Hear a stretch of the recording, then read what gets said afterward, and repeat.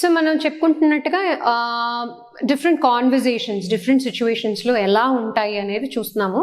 So ఇందులో భాగంగా ముందు మనం గ్రీట్ చేయడం ఎలా అని చూసాము. సో ఇప్పుడు మనం ఒకవేళ మనం కొత్త లొకాలిటీలోకి వెళ్తాం, అంటే మన నేబర్స్తో మనం ఎలా ఇంటరాక్ట్ అవ్వాలి, నేబర్స్తో ఎలా మనం కన్వర్స్ అవ్వాలి అనేది చూద్దాము. సో మనం ఒక కొత్త లొకాలిటీలోకి వెళ్ళినప్పుడు it could be a huge community with lot of houses, it could be a small community, చిన్న కాలనీ ఉండొచ్చు, పెద్ద కాలనీ కూడా అయి ఉండొచ్చు, చిన్న గేటెడ్ కమ్యూనిటీ అయి ఉండొచ్చు, లేకపోతే ఒక అపార్ట్మెంట్ అయి ఉండొచ్చు, ఎనీ ప్లేస్.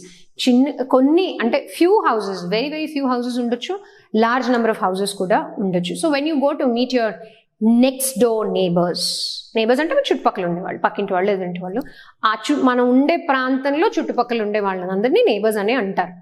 4 ఇళ్ళు అవతల ఉన్న వాళ్ళు కూడా నేబర్సే, ఆ పక్క ఎదురుగుండా స్ట్రీట్లో ఉన్న వాళ్ళు కూడా నేబర్సే అవుతారు, అదంతా నేబర్హుడ్డే అవుతుంది.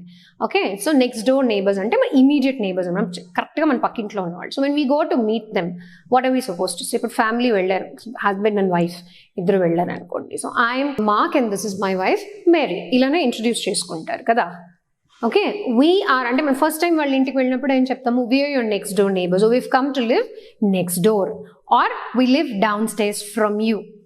డౌన్ స్టేర్స్ ఫ్రమ్ యూ అంటే మీ ఈ కింద ఫ్లాట్లో. We live down you, we live above you, we live up you, we live down you కాదు కదా. We live down stairs from you or from your flat, from your house. పైన అపార్ట్మెంట్స్లో ఉంటే down stairs from you are up stairs from you. మీ పై flat మాది, మీ కింద మీ పైన మేము ఉంటాం అనం కదండి, ఇది కూడా అంతే. So we live down stairs from you or we live up stairs from you, or our flat is on so and so floor, whether it is a floor below the one your neighbors are or above. All right, so ala, that is how we introduce ourselves to our neighbors. సరే, neighbors దగ్గరికి వెళ్ళిన తర్వాత next ఏం అడుగుతాం వాళ్ళని?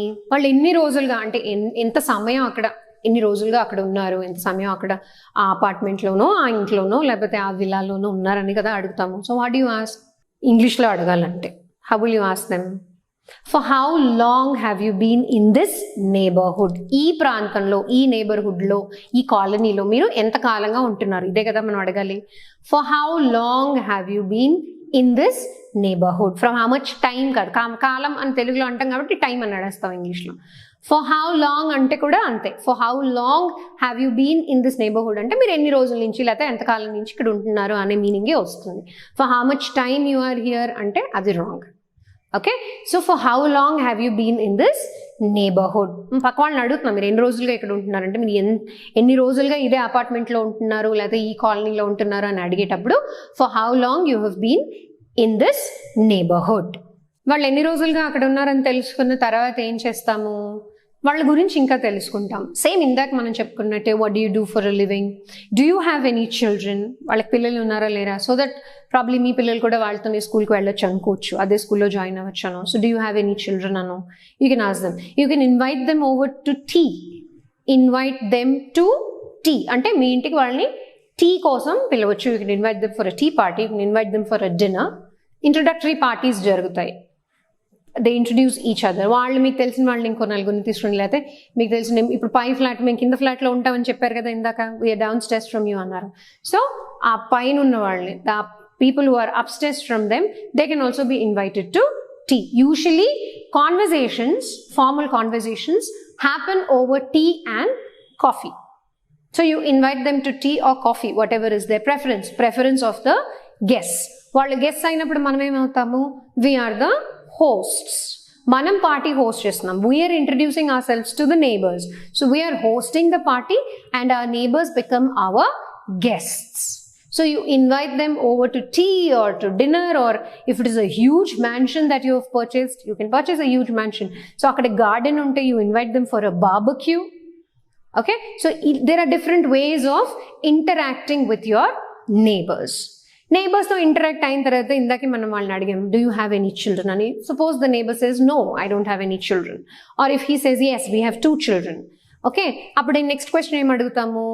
Next question, మనం కొత్త చోటుకి వెళ్ళినప్పుడు, కొత్త సిటీకో కొత్త ప్లేస్కో వెళ్ళినప్పుడు first thing we want to find out, మనకి కూడా పిల్లలు ఉంటే మనం కనుక్కునేది స్కూల్స్ గురించి, రైట్?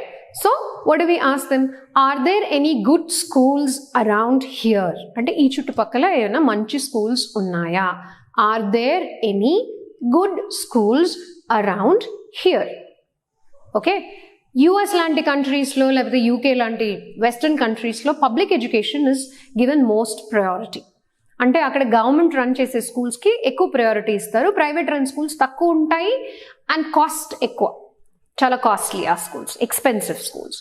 సో అక్కడ కంట్రీస్లో ఎలా ఉంటుంది కాన్వర్జేషన్ అంటే వాళ్ళు ఏమడుగుతారు, are there any good public schools here. But మా ఇండియాలో we ask them, are there any good schools around here అంటే ఈ చుట్టుపక్కల మంచి స్కూల్స్ ఏమైనా ఉంటే సజెస్ట్ చేయండి.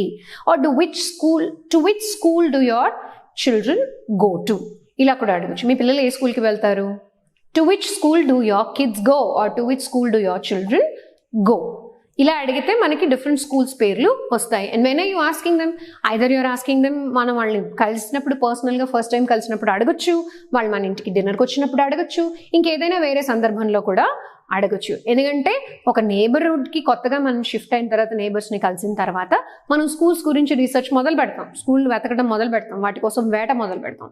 ఆ వేటలో భాగంగా మనం మన నేబర్స్ని అడిగి తెలుసుకుంటాం కూడా, ఇది కూడా చేస్తాము. స్పెషలీ ఒక సిటీ నుంచి ఇంకో సిటీకి మారిన వాళ్ళకైతే ఇది బాగా తెలుసు. So are there any good schools around here. దాని తర్వాత ఏం అడుగుతాము, ఇక్కడికి బస్ ఫెసిలిటీ ఉందా అంటే school bus facility. So is there any bus stop nearby, is there any bus stop nearby. ఇప్పుడంటే అన్ని చోట్ల మెట్రోలు ఉన్నాయి, యూజువలీ మనం పిల్లల్ని కూడా స్కూల్ బస్లో కానీ మన కార్లో కానీ దింపుతాము, పబ్లిక్ ట్రాన్స్పోర్ట్లో ఎక్కువగా పంపించరు చాలామంది parents. So is there any bus stop here అంటే ఆ పర్టికులర్ XYZ స్కూల్కి మేము పిల్లల్ని పంపిస్తున్నామని వాళ్ళు రిప్లై ఇచ్చినప్పుడు ఎక్కడికి దాకా తీసుకెళ్ళాలి మనము.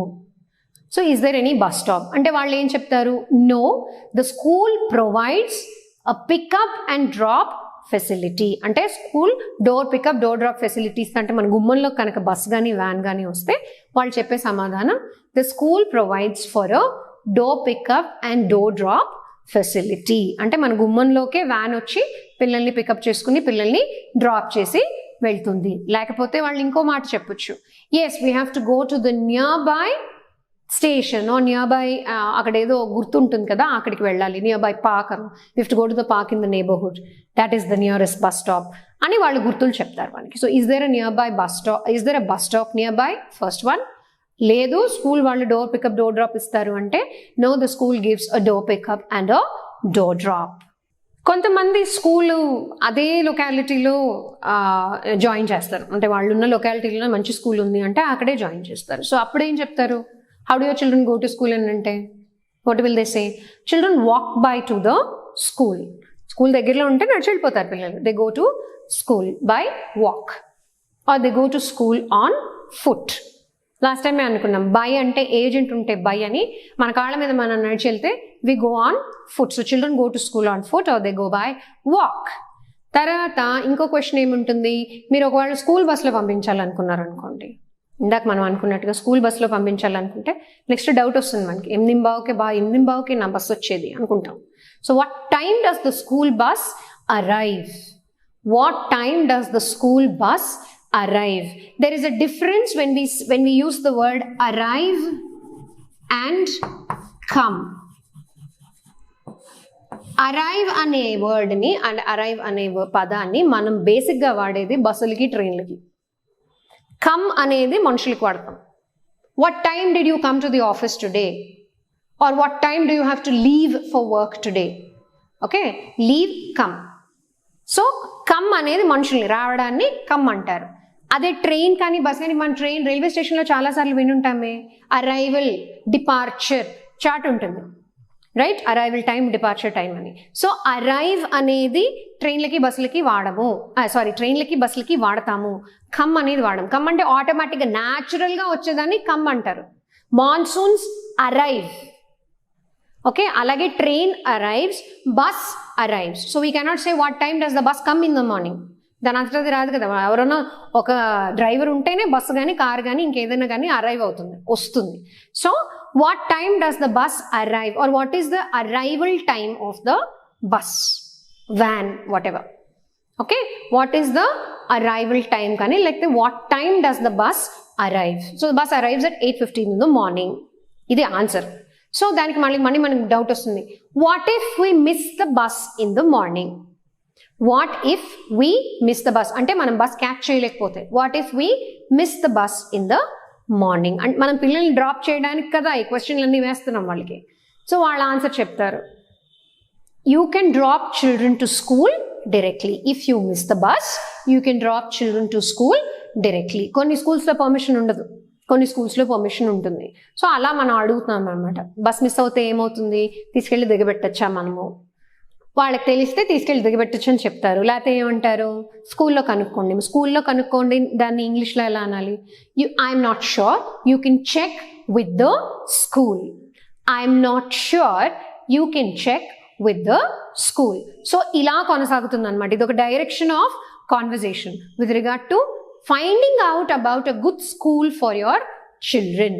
గుడ్ నేమ్ తప్పు అన్నాను, కానీ గుడ్ స్కూల్ అనేది డెఫినెట్గా acceptable and it is absolutely correct. Because మనం స్కూల్స్ని good school, average school, below average school, what ever మన బేసిస్, మన క్రైటీరియా మనకు ఉంటాయి. ఒకదాన్ని మంచి, ఒకదాన్ని మంచిది కాదు అనడానికి. చెడు అనే నన్ను వన్ ఈస్ గుడ్ ఫిట్, మనకి సూటబుల్ అయ్యేది గుడ్, మనకు సూట్ అవ్వంది నాట్ సూటబుల్, అంతే.